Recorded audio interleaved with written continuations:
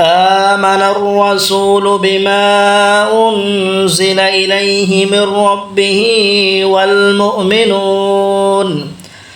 كل آمن بالله وملائكته وكتبه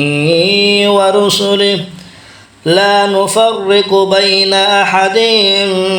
من رسله وقالوا سمعنا وأطعنا غفرانك ربنا وإليك المصير لا يكلف الله نفسا إلا وسعها لها ما كسبت وعليها ما اكتسبت ربنا لا تؤاخذنا إن نسينا أو أخطأنا ربنا ولا تحمل علينا إصرا كما حملته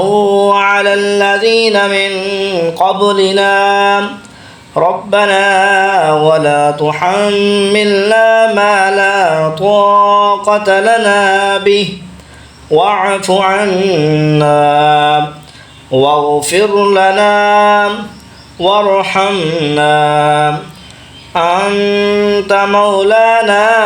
فانصرنا على القوم الكافرين.